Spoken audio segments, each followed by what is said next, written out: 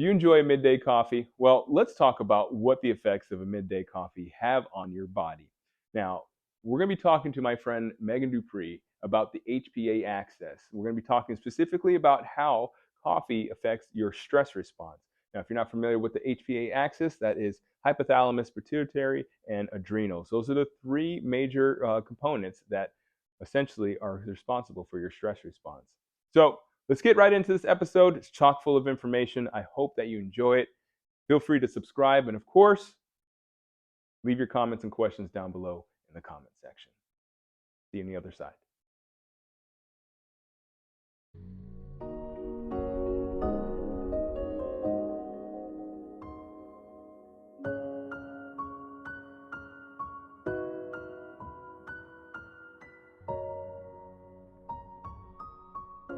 Turns out estrogen is also a stress hormone.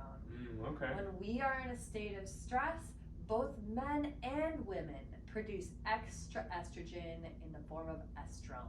And that estrone lays down extra body fat. And it also plugs up our cell receptors so that we can't receive T3. So you can't burn that fat So you either. can't burn that fat either. Oh, exactly. wow. It's a way to fatten us up for the famine, so to speak. Yeah, no, I totally get that. Now, how would you prevent that? So, well, let's go back to the pituitary for a second, right? Okay, absolutely. So the pituitary will often tell the thyroid, hey, shut that T3 down. I do not need this person burning all their body fat.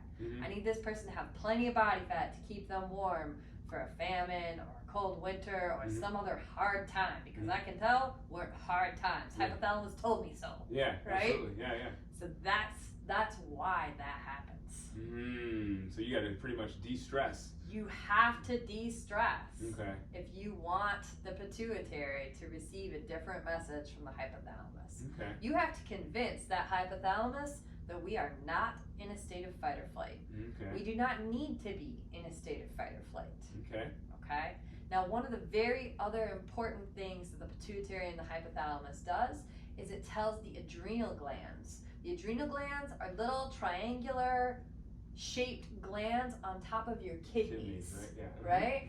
So those adrenal glands are responsible for producing so many hormones in your body. Not just adrenaline. Not just adrenaline, exactly. They're responsible for producing probably the most famous hormone they produce is cortisol. So cortisol is sort of like an immediate stress response hormone. If estrone is like a long-term stress response hormone to prepare us for hard times by fattening us up, cortisol is a very immediate response stress hormone. So that's if we see the tiger or if I see the truck coming at me from across the street, then I need to get out of danger. That cortisol is going to spike my heart rate. It's going to shorten my breath. It's going to send blood to my extremities so that I can run away. That cortisol is an immediate stress response hormone. Okay. Cortisol should be occurring in healthy amounts in a healthy person. It should start to rise gently as the sun comes up, because it's saying, hey, you got to get out of bed. We got shit to do today. That's right? to get you up, right? To get you up. You don't have cortisol, you're going to just lay in bed all day. Right? You need a little bit. You need enough. Okay. Right? So it gets you up in the morning. Cortisol is what gives you energy to go through the middle of the day, right? Keeps you going. Right? Turns out protein feeds cortisol, so it's important to have protein for breakfast and lunch. Right? If we have carbs for breakfast and lunch, carbs actually turn that cortisol response down. That's why we often get sleepy after lunch. If we eat like a lot of bread and pasta or candy or sugary, starchy things for lunch, that tells our cortisol, we all done for the day. And then people are like, oh man, I need a nap. So then they drink some coffee to spike their cortisol back up again. And then continue the rest of the day. Yes, we talked about this. So this is essentially like how we started this conversation. It's like, what does this coffee have to do? Why is it supposedly so bad for you? Exactly. So many people say that it's good. Now, would you say that coffee is bad for you or no? So I think it's conditional. Okay, there you go. So isn't everything though? Everything's conditional. Everything is conditional. Exactly. It's conditional on the situation. Okay. So when would be good? When would be good? I kind of stand with Dr. Andrew Huberman on this. Okay. That coffee is best maybe 90 minutes after you've woken up. Okay. Because you don't want coffee to take the place of your natural cortisol response. You want your adrenals to be producing their own darn cortisol, doing their own work with the ingredients that you gave them through your food, primarily hopefully protein. Yes. But you want that cortisol to be rising to wake you up smoothly in the morning. If you like coffee and the effects of coffee, putting coffee in right in that morning, the peak of the morning spike, is a nice way to give yourself maybe just a little extra that day. Oh, okay. Harvest a little bit of extra creative energy. Really feel good about the workout that you're doing. Things like that, like a little extra motivation to get in the gym. And then because you're boosting it at its first morning peak, it's actually going to stay smoothly higher most of the rest of the day. Oh, so it won't immediately drop. Right. You're not actually using a lot of additional resources in your adrenals to bump your cortisol up that extra bit if you hit it at the peak with that coffee. Whereas if you eat a bunch of carbs for lunch and all that insulin floods your system, turning your cortisol right off like a faucet, right? Then you don't have the cortisol that you need to get through the rest of your workday. Or possibly go to the gym if you're an afternoon or evening gym kind of person. Okay. Right? So at that point, people are having to use coffee to sort of jolt themselves back up. And when we do that, when we use late day coffee, that actually uses a lot of extra ingredients from our adrenals that our adrenals were supposed to be using to make other hormones later. Yes, later on. So now we're stealing the ingredients and forcing that cortisol to come back up when we had just tamped it down. Yes, yeah. Right? And that costs your body a whole lot more resources in the latter end of the day. And then the other thing is that the half-life of caffeine can last up to 9 hours or more.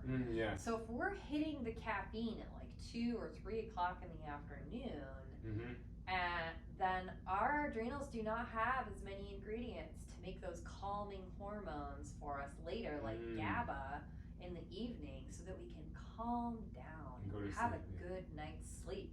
Instead, we're starting our night off with less melatonin, less GABA, less norepinephrine, or more frazzled, or more stressed out, and then we're going to have shittier sleep. That makes sense. And then with our shittier sleep, we're going to have a harder time gathering the ingredients we need in our adrenals to wake up smoothly all by ourselves in the morning. The next day, right?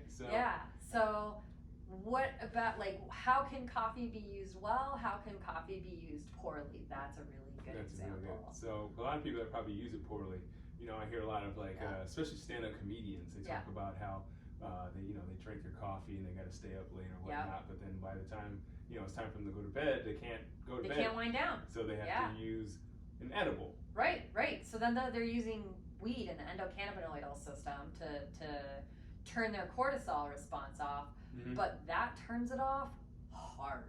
Like, that's like stomping on your adrenals. On your drum. Okay. Right. That's like saying, listen, mofo, we are not going to need you until next week. Right? The truth is, you actually need it next morning. Next morning, right? But the next morning when your alarm goes off, you're like, fuck, I got to get up now. I'm groggy now. And your adrenals are like, I don't know what you want from me. You stomped on me last night. I am not due back till next Tuesday. Absolutely. So then we use coffee in the morning to yank ourselves up. So you're yanking yourself up, you're yanking yourself up, stomping yourself down, yanking yourself up, stomping yourself down. So what are the long-term effects of that then? Like if somebody were to do that, say for 5 years, I'm sure you've probably seen a lot of people that have had something similar. Yeah. So the long-term effects of that is that your endocrine system loses the ability to properly make those decisions for itself, and becomes so dysregulated that in the absence of those substances, it will not do what it is supposed to do. Then the doctor has to give them hydrocortisone, like to try to replace that cortisol. That is a rough word. Yeah, it's worse than coffee. Really? Coming back from having to use hydrocortisone to get yourself up, it's a whole journey. Really? A lot of times by that time, people's food is pretty dysregulated along the same time, because as we dysregulate our hormones, we also often dysregulate our diets. We crave different things. Of course, right? When if we are dysregulating those upper and downer hormones, which technically we call them excitatory versus inhibitory neurotransmitters, our cravings change. The fungal population that normally should be in our gut in very small proportions, that does help us with things like serotonin regulation, that fungal population can actually grow way out of control. We can have a ton of fungal overgrowth. Sometimes that's referred to as candida, since that is one of the most populous funguses in our guts, but there's other funguses in our guts as well that will grow out of control when those hormones get dysregulated. We start to heavily crave fungus food at that point, and most of that is going to be sugary, starchy carbs, pasta, cookies, candy, that kind of thing. We start to get more insulin resistant, go towards diabetes. That kind of thing. We start to have a lot more anxiety, experience the effects of stress much more in a much more difficult way for us. That's a great time to start having depression, acute depression. I don't know if it's a great time. As far as like predictability. Yeah, I get what you're saying. Yeah. It's a great time to have depression. No, I totally understand that. So really, we want to be very careful how much we try to replace our excitatory and our inhibitory neurotransmitters. We want to let our body learn how to generate its own excitatory neurotransmitters at the beginning of the day. We want to let our bodies learn to generate its own inhibitory neurotransmitters at the end of the day. I think that's pretty much it. All right, well there you go. So that, my friends, is how you regulate your HPA axis with our friend Megan Dupree. So anything else you'd like to add and tell the people? Maybe tell us about how we could find you should they want to regulate their HPA axis with you. So that's an excellent question. My practice is by referral only. We're not going to tell you how to find her. Meaning that the only people who can come into my practice have to be referred by somebody that I know.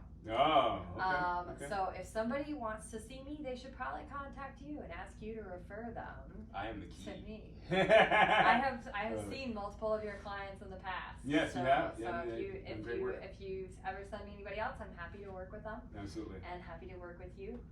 But yeah. Absolutely. That's it. Well, I appreciate that, my friend. Keep good company. Thank you. All right. We'll check y'all later. Thanks for watching. And as always, keep good company. That's awesome!